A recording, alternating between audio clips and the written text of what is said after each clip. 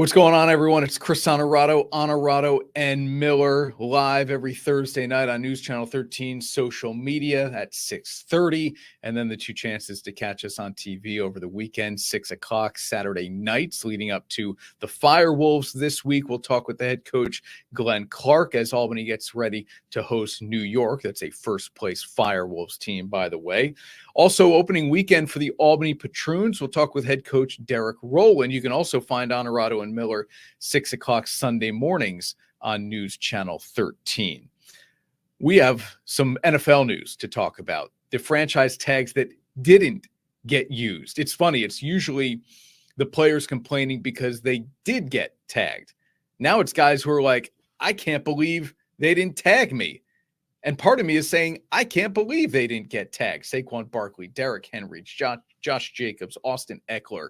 I mean, some top-tier running backs currently.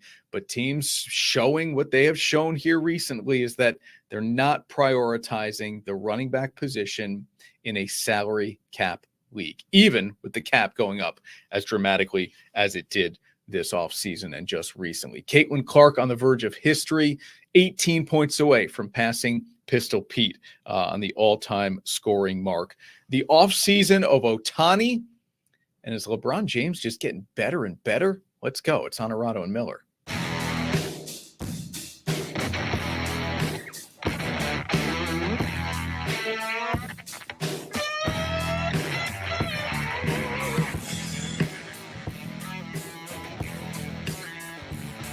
This is Onorato and Miller, sponsored by Albany House.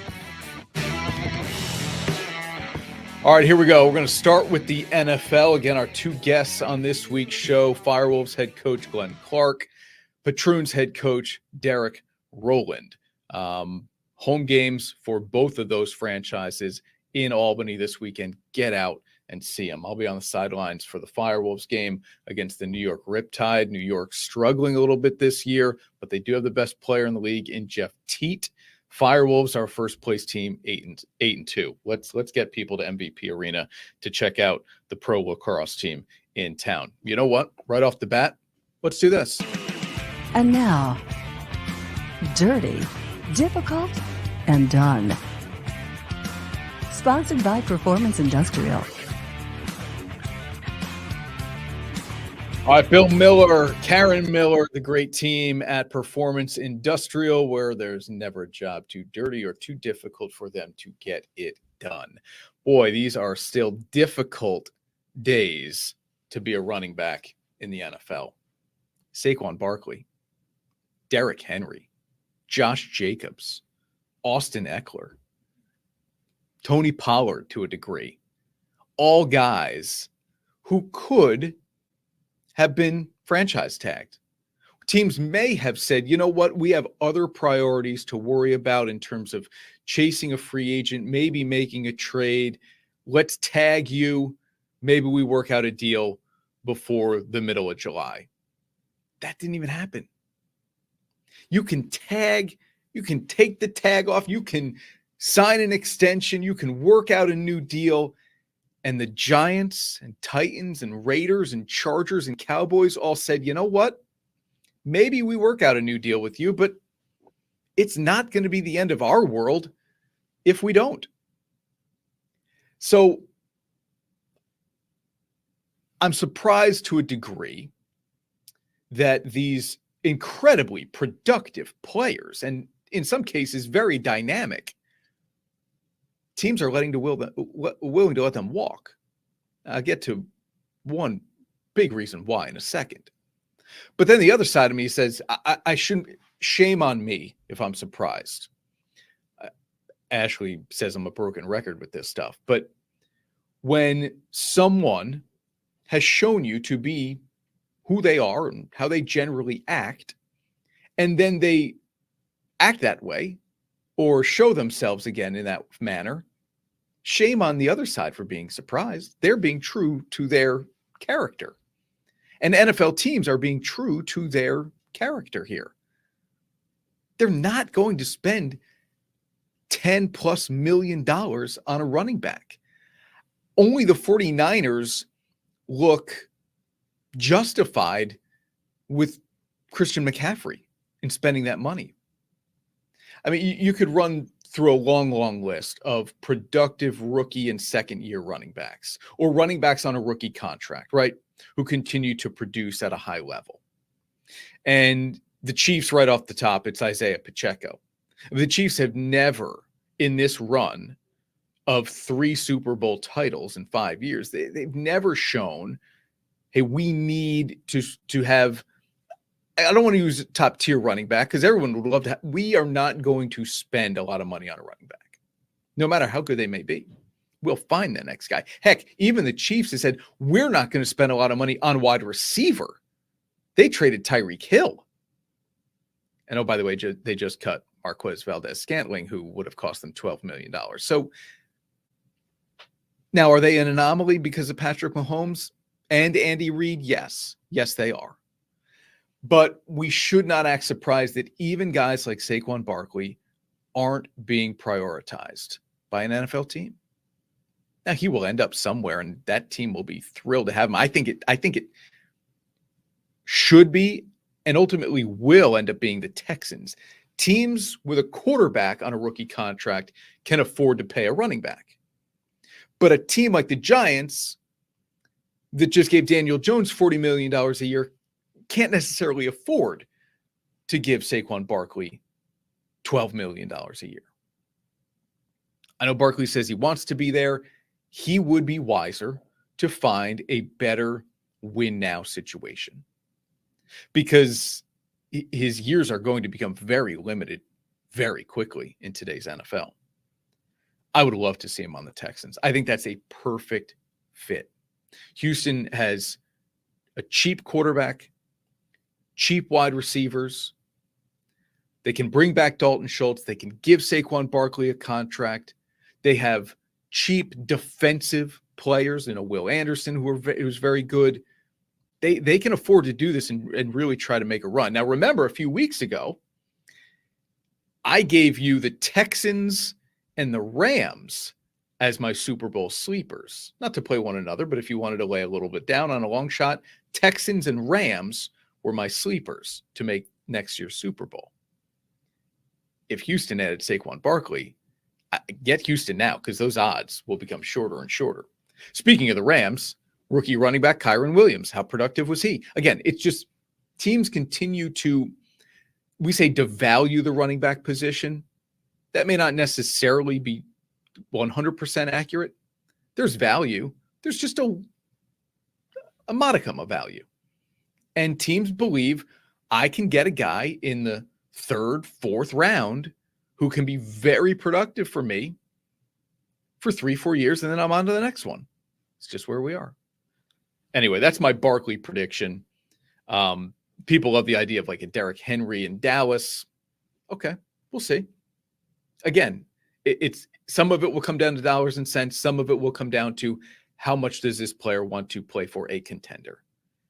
The Giants are not a contender. The Titans are not a contender. The Raiders are not a contender. The Chargers can be a contender for sure. Addition of Harbaugh, elite quarterback in Justin Herbert. But they can find other ways to supplement the offense with a running back and have it not be Austin Eckler. And the Cowboys potentially letting Tony Pollard completely walk. Here's that list. I mean, the names bowl you over, and it's fun that this does make it more fun to know they are all out there on the market when we hit free agency in the middle of March. That makes it more fun instead of guys being tagged and complaining and saying, I'm not showing up to training camp. I'm not going to practice without a long-term deal. This becomes more fun now. Teams chasing free agents. I like that better. Here's a trade. Look, what team is going to trade for Zach Wilson? I don't know, but the Jets are giving Wilson's agent permission to seek a trade. And it's been projected by many NFL executives that it would net the Jets a late round pick. Okay. Is there a team out there that thinks Zach Wilson can be a starter? No. A rehabilitation project? Maybe. We've seen the skill level. He's an athlete. He's got a huge arm, just struggles to read defenses. Doesn't always make accurate throws. Can you rebuild that? I don't know. Former number 2 overall pick, but the second lowest total QBR in the entire NFL in the last 3 seasons. Hard to imagine giving up even a 7th round pick for him at this point. And who's he backing up? Where do you feel good? Like, hey, we want him in our quarterback room as a backup. I don't know. It might be a humbling experience for him, which would be a good thing, but I just struggle to find the value in trading for Zach Wilson. We'll see. We'll see. Speaking of quarterbacks, Mel Kiper has his latest mock draft out on ESPN.com, and the first 3 picks are all quarterbacks. Caleb Williams, Jaden Daniels, Drake May. Daniels has surpassed May as the 2nd overall pick, and some of that might have to do with skill, and some of it might have to do with potential, and some of it might just have to do with fit. But I like Drake May. And I like Jaden Daniels. To be honest with you, I think the guy I would rank 3rd out of those get 3 is Caleb Williams. And I know you're telling me I'm crazy because he's so highly rated as a prospect, and look at the numbers he put up at Oklahoma and USC. But I think for me, he's 3rd. I see him struggling in the NFL. I really do. Some of it'll be circumstantial, right? Can Chicago build the right team around him? But I think this was going to sound a little cowardly. I would like the position of having the 2nd or 3rd pick and then, quote unquote, being forced into not having an opportunity to draft Caleb Williams. I would see that as a blessing in a way. And then say, you know what? We really like Daniels. We really like May. We'll take our chances with these guys. And I think those franchises will work out okay. I really do. All right, let's take a quick time out here on Onorato and Miller. When we come back, Caitlin Clark chasing that record in the NCAA scoring books. Back right after this. I'm Jeff Ukelek. I'm owner of Bev's, and we're a beverage center in upstate New York. You're just going to have that wow component when you come in, like, wow, look at this place. It's bright, it's clean, it has everything that I need. Consumer is king. Be able to provide them a friendly environment and a place to shop, no matter where they are, whether they're down here in Saratoga or whether they're up in Queensbury. You're always going to get the same experience when you shop at Bev's. At the end of the day, if you walk in these stores, you're going to see a lot of people that have a lot of pride. Whether you're into lounging, cruising, or just relaxing, summer fun starts with Albany House. Enjoy a smooth ride that'll change the way you boat forever on a Barletta pontoon powered by Mercury Outboard. Nobody makes a more reliable, powerful lineup of outboard motors than Mercury to continue propelling your adventures. Now's the perfect time to buy a new Barletta pontoon with the legendary performance of a Mercury Outboard. Albany House, Route 30, Amsterdam, and alpenhouseboats.com. And now, back to Onorato and Miller. Sponsored by Albany House. All right, leave it to me to throw up a topic bar and then not even talk about it. I get sidetracked with these quarterbacks and mock drafts. Anyway, y'all were probably looking at the graphic as I was rambling on and on about Caleb Williams and Drake May and Jaden Daniels, but here it is. Mel Kiper, the Giants at number 6, taking Rome Odunze, the wide receiver from Washington, and the Jets at number 10, taking tight end Brock Bowers from Georgia. Love the pick for the Jets. Love the pick for the Jets. We have seen how elite, skilled tight ends can change an offense. Love the pick for the Jets. I don't know if Aaron Rodgers has 1, 2, 3 years left in him, but he has shown the ability to have a great connection with pass catching tight ends. Not that long ago, Robert Tonyan had double-digit tight end touchdowns at the tight end position for the Green Bay Packers. So Rodgers, if healthy, give him a guy like Brock Bowers, Garrett Wilson, Breece Hall. This is a multifaceted offense for the Jets that can be really dynamic. Love the pick if Bowers is there at 10 for the Jets. Now, I know I know they need offensive line help. I get it. But I think they can find that on the market. And I think they can get that in later rounds. So let's wait and see on how the offensive line draft falls here. The kid from Penn State or Notre Dame is there at 10. You take them. Yes, for sure. Tackle. Because Aaron Rodgers or not, need a left tackle for the Jets. Let's go back to 6 in the Giants. Roma Dunze. Okay. I don't really know where to start with the Giants, to be honest with you. So many people are not sold on Daniel Jones being the guy.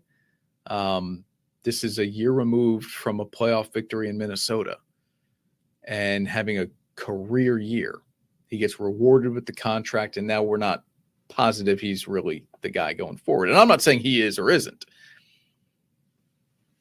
So a receiver, does it feel like this is the difference between Daniel Jones getting back to the playoffs or again having a top 10 pick? Is the difference a receiver? I don't know. That Giants pick is going to be really interesting. Now, I don't think they take a quarterback, not at 6. But could they move back for picks and address a need and maybe even take a shot at a quarterback? Or are they drafting a quarterback in the 2nd or 3rd round to compete with Daniel Jones? Maybe that's the play. Anyway, interesting from Kuiper there with his latest mock draft. All right. The story on Sunday is going to be Caitlin Clark. 1 o'clock game, number 6 Iowa, hosting number 2 Ohio State. And the phenom with the Hawkeyes is only 18 points away from passing Pistol Pete Maravich on the NCAA all-time scoring list.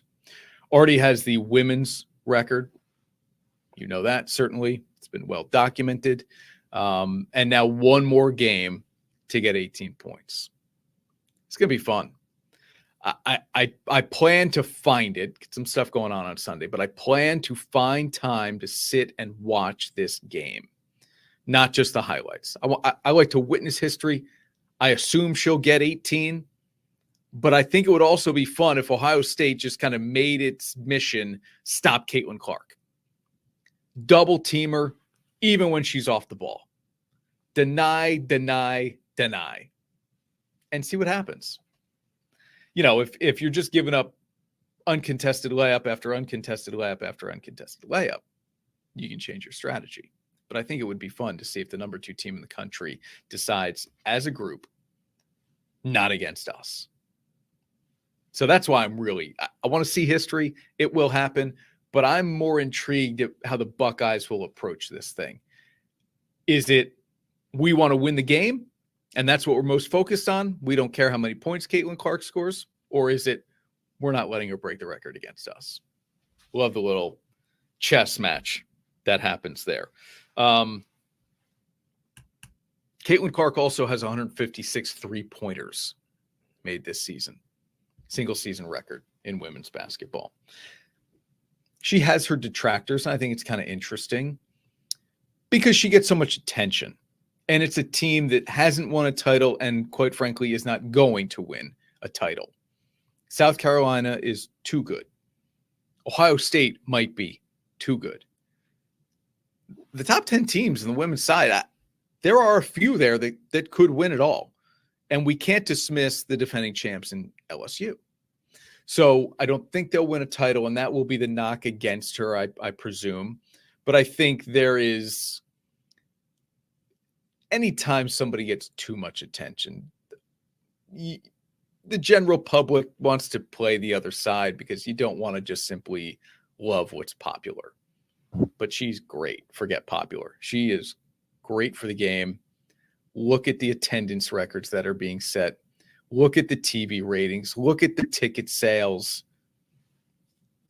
If Iowa ends up in Albany, I know some friends who have tickets to the women's Sweet 16 and Elite 8. If Iowa ends up in Albany later on in March, they might have an interesting decision to make.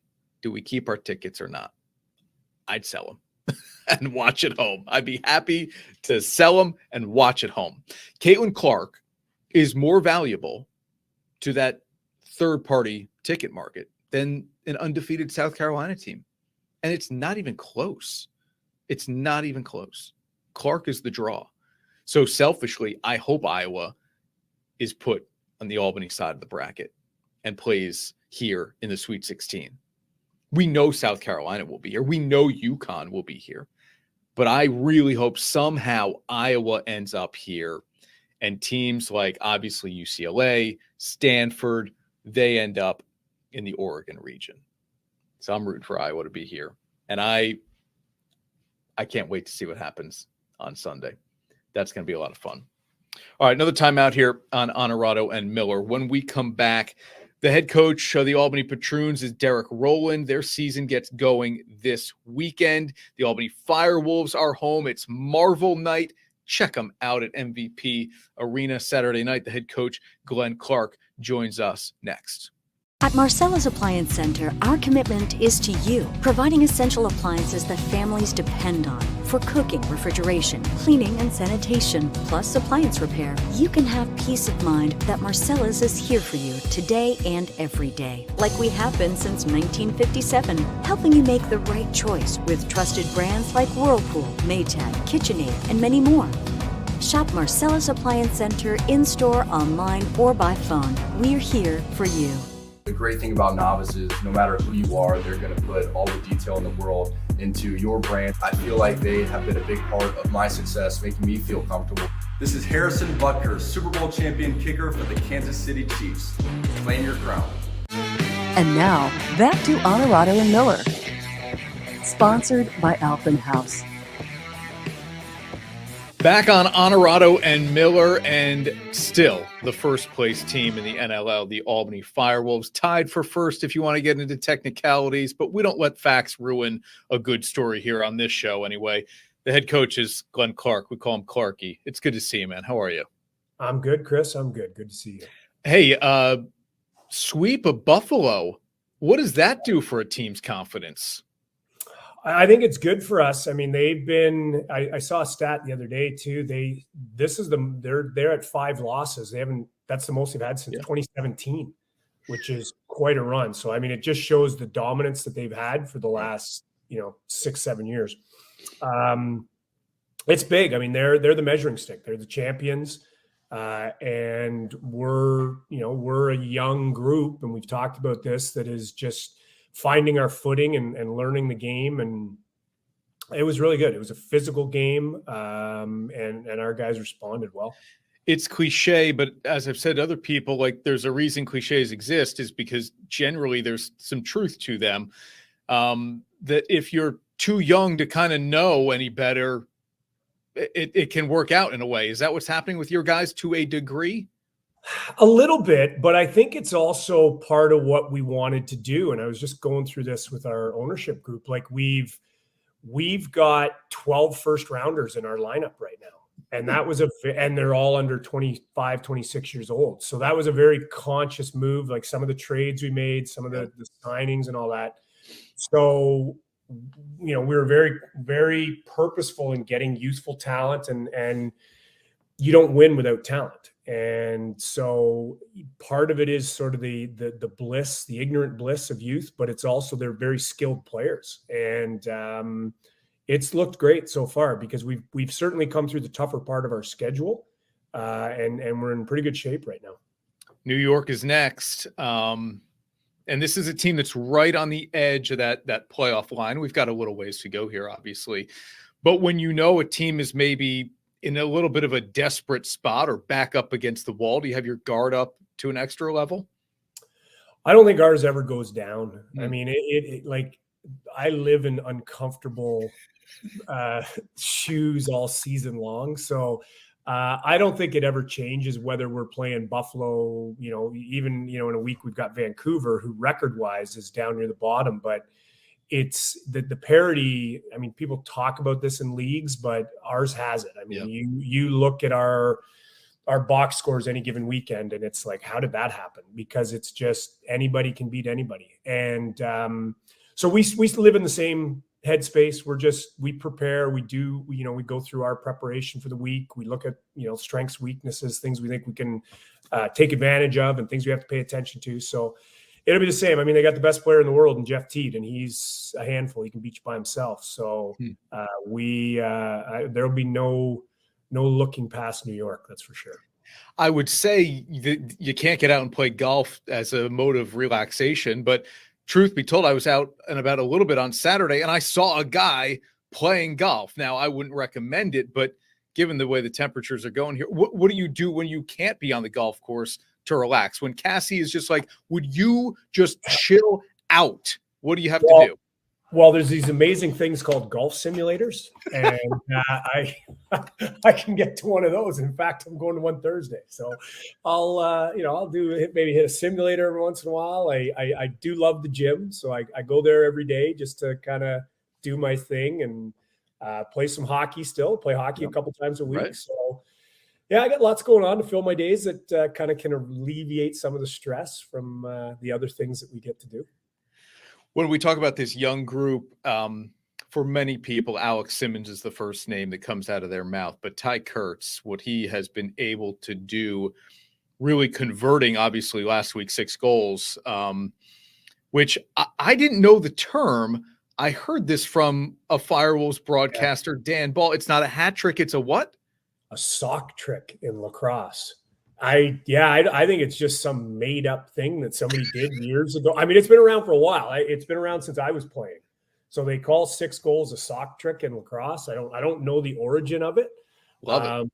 But yeah, it's been around since I was playing. I never got one, but so anyway, what does Kurtz do to open this thing up from an offensive perspective? We knew he was skilled and talented, all that stuff, right? But when now coaches and defensive coordinators look at it and say, whoa, that guy had 6 last week, key in on him. I mean, can you give us an idea of what that will do for this offense? Well, it's, the more weapons you can put it up there, the better you are. And Ty is obviously a high-end talent. But it's nice from we did individual video sessions with Ty, and we looked at different things, and he's getting extra time in shooting. And when you see it sort of all, he's got 14 points in the last 2 games, 9 goals, which is incredible output. So he works at his craft. He's a pro. And he's 10 games into his pro career, and he's just guys that are high-end talent, and they start figuring it out, and it just, this is what you get, hopefully. So score 6 every game. I'll be happy. Keep going. Saturday night at MVP Arena, it's Albany and New York, and it's Marvel superhero night. You a Batman guy, Superman guy? Who's your superhero choice? Well, I got to be careful because I don't know who all Marvel is, right? Me neither. But so just pick one. It's more fun if we just pick one. I do like Superman. I think he's got to be Marvel, right? I would think so, yeah. The other's DC Comics, and I don't have a good grasp either. I'm a Batman guy, which many people say he's not even a superhero. What's his superpower? Technology? That's not a super. But I still appreciate the common man who becomes like the vigilante, I guess. I don't know. I like Batman. I'm a Batman guy too. Yeah. All right. That's Marvel Superhero Night at MVP Arena coming up on Saturday night. Dougie Jamieson is obviously healthy. I heard Simmons' comments post-game in Buffalo, I believe. He said, I think it was in Buffalo. He said, without Dougie Jamieson, we don't win this game. Is that true? Yeah, I mean, Dougie's arguably our best player. He's a top 3 in his position in the league. I think everyone would admit that. So, he needs to do what he does. And I don't know if it's that easy to simplify because they all played a role, and Alex played a big role, and Kurtz played a big role, and the D guys. But Dougie needs to be good. I mean, the thing about great goaltenders, and you saw it in the Buffalo game where we had those 2 breakdowns late. They had basically those 2 or 3 breakaways that Dougie stopped when it was a 2-goal, 3-goal swing. So that's what you need out of a guy like that. And he's been. Last year was a tough year for everybody, and Dougie included, had struggling, but I think his struggles were part of our team struggles, but he's certainly back to that form that had him as goaltender of the year. And the guys, it's like a warm blanket. There's comfort when Dougie's in the back there and playing with excellence, which is what he's been doing. And scoring goals. Unreal, right? Yeah, that was pretty wild. When it leaves his stick, did you figure this has a chance? You know what? I wasn't even thinking of that, because what I was looking at was I was looking at the clock, and I think there was like about 12 or 13 seconds left. Yeah. And as he's releasing it down the floor, I'm like, okay, well, their game's over. Like, they're not going to be able to pick it up. So I wasn't even really watching the ball. I just kind of saw him throw it, and I'm looking at the clock and going, okay, by the time we're good. So I'm sort of turning around, and I don't even know if I saw it go in, because I was kind of saying to the coach, yeah. And then we looked and like, oh, all right, that's a bonus. Amazing. Yeah. I'll let you get out of here after this. We're not here to promote violence ever, certainly.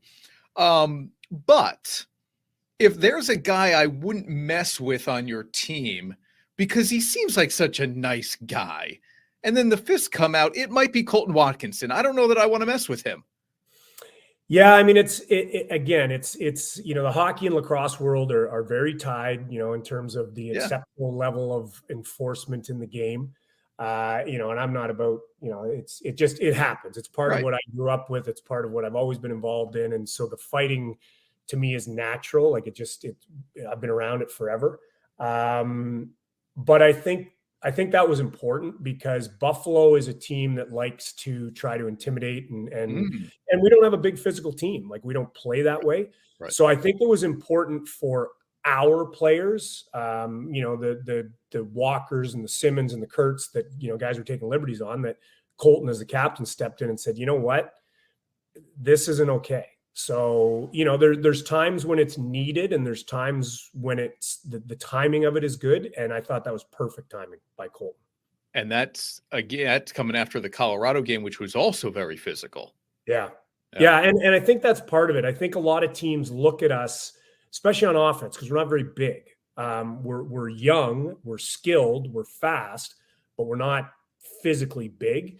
And I think that's the book, is like, we're going to beat up on these guys and they'll go away. But they don't, which is a testament to them, because you see them after the game and it is blood and it is bruises and they are beat up and they just keep going. So I think they really appreciated what Colton was, the message he was sending for them was, look, enough of this. You guys, I'm going to help you out here. So, and that's, whether you like fighting or you don't like fighting, that's the internal policing that I do like about our game. Is, you don't get to push the envelope too far until somebody pushes back. And that's exactly what happened. All right, Coach, go get him, man. 8-2 and tied for first with Toronto. Good luck this weekend. Awesome. Thanks, Chris. I'm Jeff Ukelek. I'm owner of Bevs, and we're a beverage center in upstate New York. You're just going to have that wow component when you come in, like, wow, look at this place. It's bright, it's clean, it has everything that I need.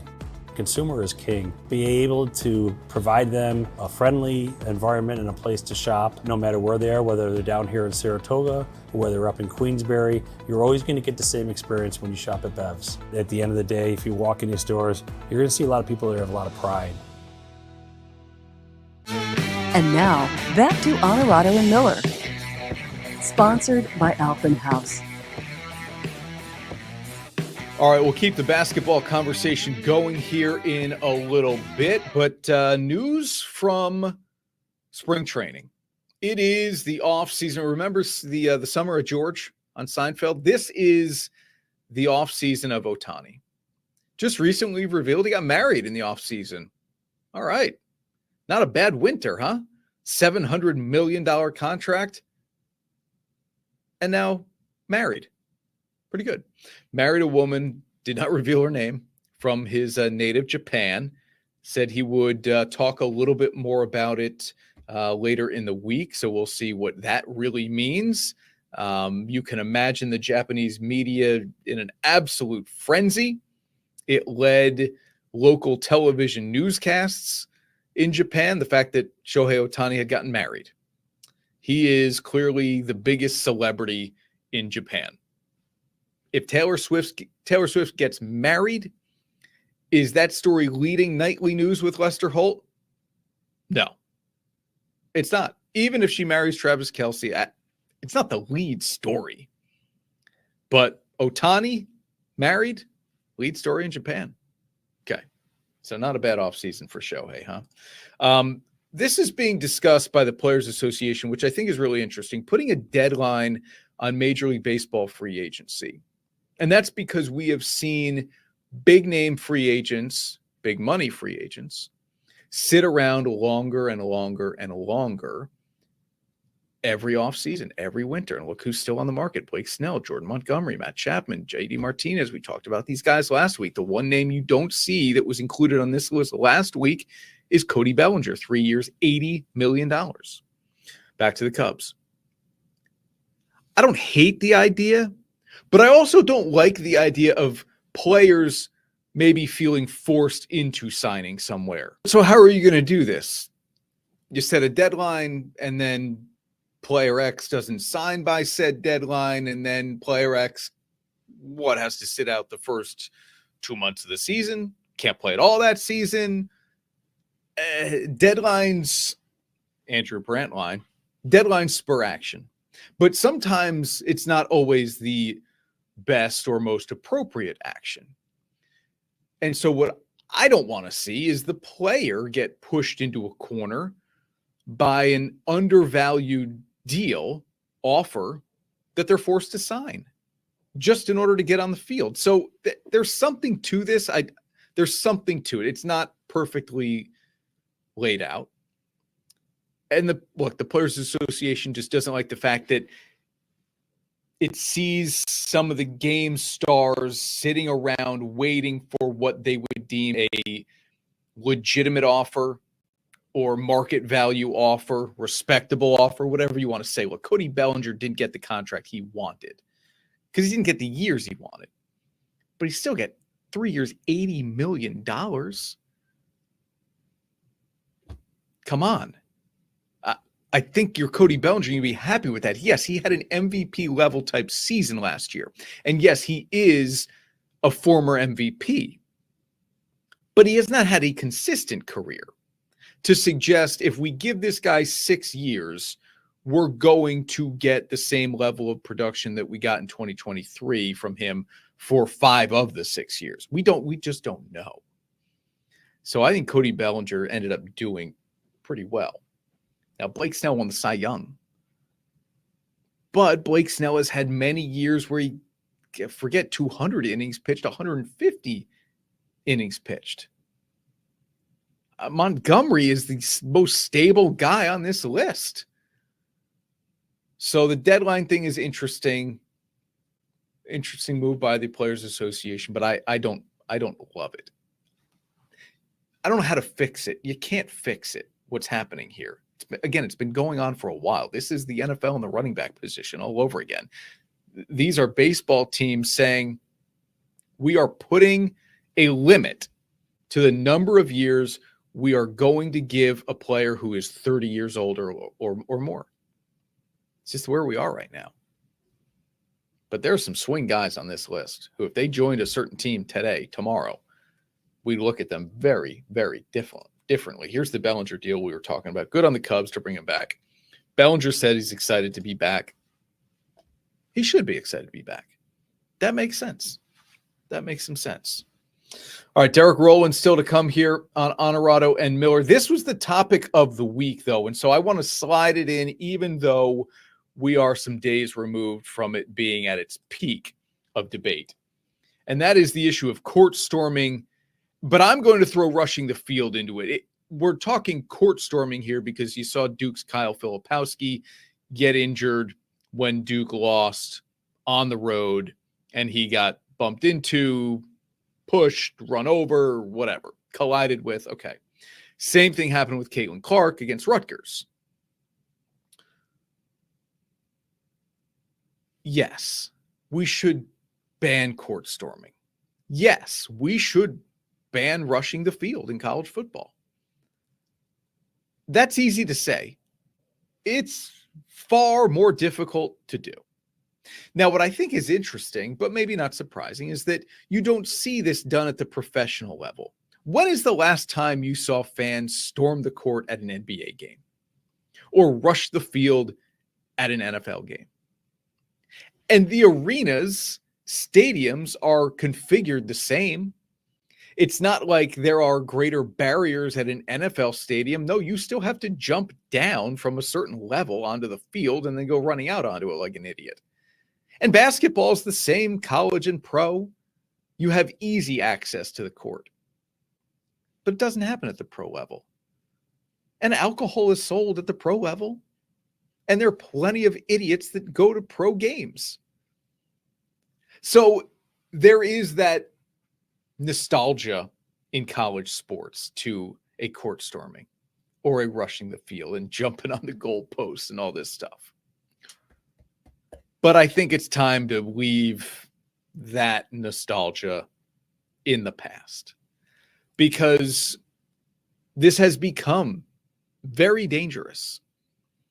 And it has become very ubiquitous. Way too often do we see a court storming.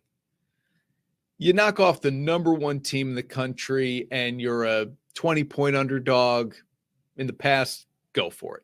Now I think you just do away with it completely. How do you enforce it? I don't know. You could levy fines against individuals, but when there are, 1,000 of them, how do you do that? You could levy penalties against that college or university, but why is that fair? To put some hired security guards to try to stop these fans, some ropes or something. So I don't know how you do it. But it's time to find a way. And of course, the NCAA will never find a way. It's just not in their blood to find solutions to problems. That's for sure. All right, the head coach of the Albany Patroons next here on Onorato and Miller. I still need to get into what LeBron James is doing in his 21st NBA season. You all know me. I'm an MJ guy, and I was not a Michael Jordan fan when he was at his peak in the 90s, but I appreciate his greatness. For me, he's number one all time. But LeBron James, as he approaches 40, just keeps getting better and better. It's crazy. The Patroons head coach, though, first and next on Onorato and Miller. It's never too early to plan your family's next summer getaway. And a visit to Alpenhaus during our preseason sales event is your ticket to creating unforgettable memories in the great outdoors. Jumpstart your camping season with an exceptional deal on a Coachman Catalina, all yours for only $153 a month. Or save thousands on this Thor Class B motorhome, crafted for spontaneous getaways and family retreats. Imagine all the cozy evenings and stories you'll share. Visit Alpenhaus during our preseason sales event and get a head start on your camping season. Alpenhaus RV, your total camping outfitter. And now, back to Honorado and Miller. Sponsored by Alpenhaus. Chris Onorato, and I'm joined by the coach of the Patroons, a legend of this franchise, Derrick Rowland, with us here ahead of the season opener, opening weekend for you guys, Coach, March 1st and 2nd at home at the Armory. The blood must just get pumping every time this rolls around, right? Well, my blood's been pumping for a while, man. Just getting back on the court. After last season, I thought we came up a little short, and it's sports, and that's the way it goes. But I'm really anticipating us taking the floor again and putting together another great season. Yeah, not that far removed from a championship. What makes this roster? You've got a number of guys returning, but honestly, a good group of new guys to this squad too. What makes this one maybe championship worthy from what you've seen so far? Well, we have 6 returning players, and all of them were big contributors to us last year. We lost a couple of key guys, but we brought in some guys that I think is going to really make a difference for us here. So I'm excited. We're 1 through 12. We're solid up front. We got great guards. We got big bodies in the paint, and now all we have to do is put it all together. We have the pieces, and we just got to put it together and make it work. Do you anticipate playing everybody early until you figure out rotations and minutes, or do you already have an idea come out of training camp that where guys fit? Well, I have an idea because, again, the guys returned from last year and the new players that we've added, I'm very familiar with them. Yep. So we're jockeying for position right now. I don't know who the starting lineup is going to be. I have an idea. And we know if whoever starts this weekend could be a different lineup next weekend. So everything is kind of contingent upon what have you done lately. And I'm trying to base it on that and keep a competitive spirit with the Patroons. I'm going to pop you up full screen here. Explain to me, Coach, what it is about this franchise that for people watching, screen right, you dunking the ball, screen left, you coaching this team. What is it that has you so rooted and invested in this franchise? Well, those are a lot of years in between me dunking it today, you know what I mean? But, it's just the history of it. Back when I played, Phil Jackson, George Carl, Bill Musselman, some of the greatest coaches of all time. I think Phil Jackson has 11 NBA rings, and George Carl, North Carolina, he's Seattle Supersonics. Bill Musselman has been one of the best of the best. So, for us, we've had a lot of success, and a lot of players have came through here to get to the NBA from a playing perspective and a coaching perspective. Mm-hmm. We're the most historic franchise, I think, of anyone. We've had the most success of anyone, and we've created more NBA talent than anyone. So a lot comes with that. That's very appealing when I recruit players. The fans have a lot to look forward to. For me as a coach, I don't reinvent the wheel. I take a little bit of all those coaches and add it into what I do. And I've had a pretty good amount of success doing it that way, and it's just intriguing, it's a tough place to play. It's not easy to be an Albany Patroon just because of the competition and the number of guys that I have that would like to play here. So competition goes every day, and we just have to keep producing until we hit our stride, and hopefully we can bring a championship back.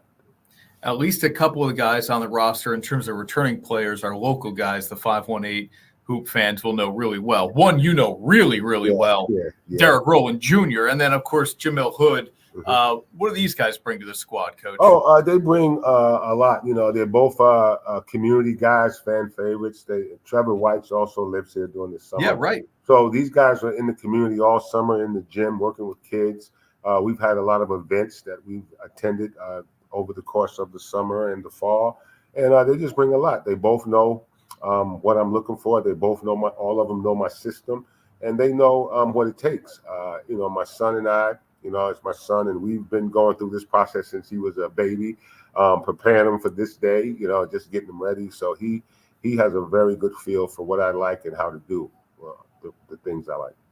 Be honest, did his sisters used to beat up on him a little bit out in the park? Well, his sisters were some really, really good basketball players, and until he grew into his own shoes and was able to do it himself. They kind of took him out there and took him to school a little bit. We'd have shootouts for Thanksgiving. They'd come home from college and we'd all go to the gym. And I was the best shooter in the family for a long time. And then I think my oldest daughter beat me one day, and that I lost the title. And boy, they were the happiest group of kids you ever seen because somebody beat dad. But having a basketball family with 5 children playing basketball in college and getting full scholarships is a great thing. We keeps us connected. We have a lot to talk about, and it's a fun conversation around dinner table on what happened in the day and who did what, and just talking about each other's play on the court. They were always tough on each other, and then I'm tough on everybody. So it was a great thing for us.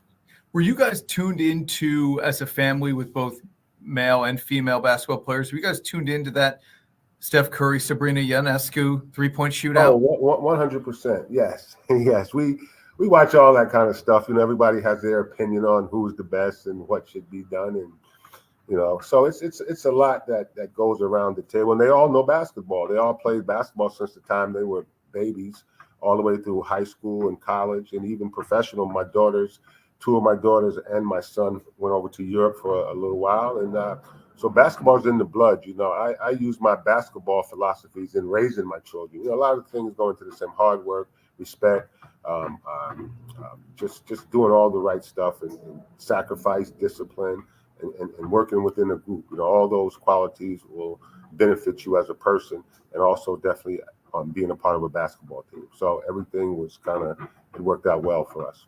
I love that, man. Jamestown to start the season on Friday night, March 1st. Connecticut the night after that at the Washington Avenue Armory. You can get season tickets, full season tickets for as low as $99 to check out this team. Albany Patroons basketball.com. Best way to do that. Coach, I know you're going to say it takes a balance of both, but if I pinned you down to choose one, how does this team end up winning and having sustained success? Is it by scoring, or is defense going to be the benchmark? Well, defense, for me as a defensive player, that's how I made my mark to get a chance to get shots in the game. You know, you have to, defense will keep you on the floor. Like some guys develop defensively faster than offensively. I think it's a lot easier job to play defense than it is to score at this level. But, you know, we have a balance, you know. I always tell my players defense travels.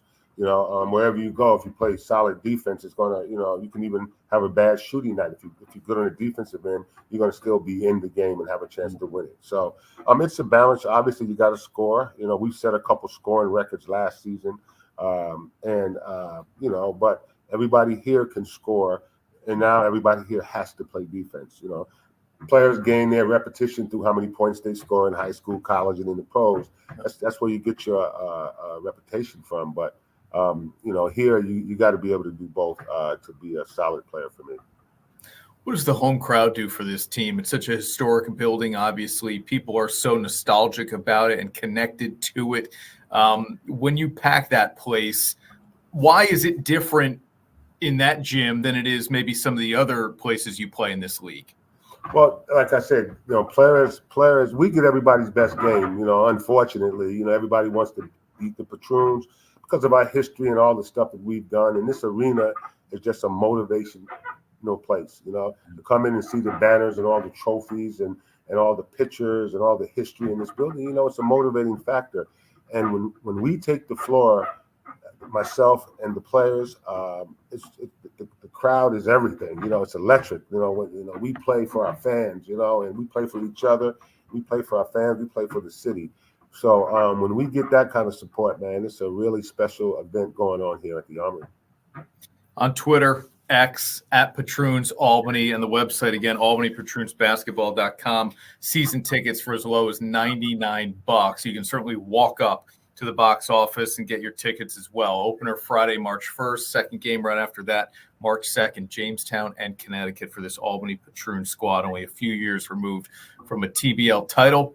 Back on the path to another one. Coach, thanks for hanging out with us here and doing this. Good luck this season. I don't even have to tell you to enjoy it because I know you will. Yeah, we've already started having fun, you know. We got a good group of guys, and, you know, you can come Friday night, you can pick up your rally towels, you know, come and make some noise. We got magnet schedules, you know, we got pins, you know, we got everything. We want this to be a special year. You know, last year it was just great. We had some nice win streaks. We had good fan support, sponsorship support. But this year we just want to take everything up a couple of notches. And we're certainly looking forward to doing that as a team here with the Patroons. I love that. Coach, good luck, man. Thank you. Thank you. Teams, athletes, organizations. We're transforming the custom apparel industry through products and purpose.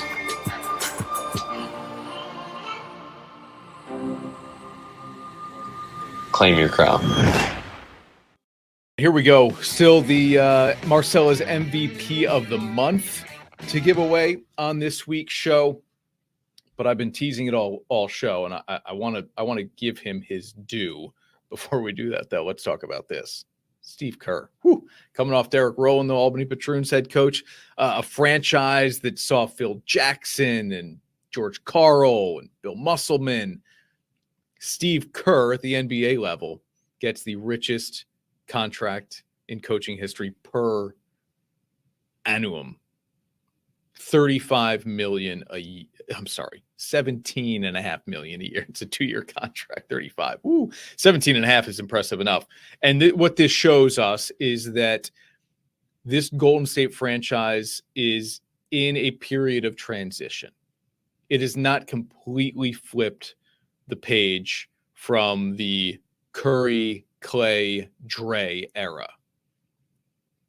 Curry and Dre, yay. Clay, nay. But Steve Kerr will be the guy going forward for this franchise, which I think is interesting that the Warriors and maybe even Kerr,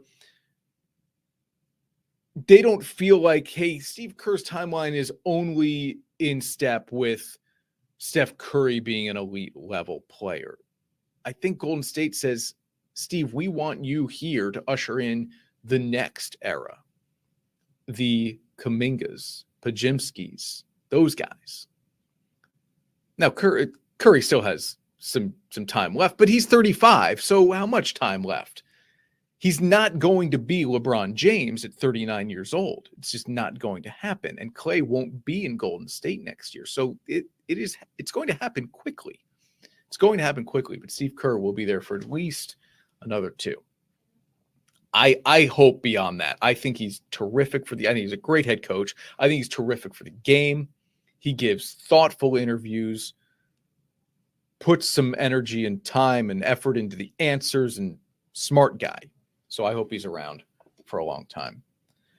This guy's been around forever, it feels like. And I think he's getting better.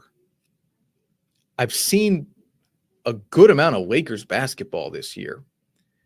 And LeBron, he had a dunk a few nights ago. He was like just inside the free throw line when he took off. And I thought, this guy at 39, it's incredible. And what he did against the Clippers just a night ago was to lead the largest comeback, fourth quarter comeback in his career.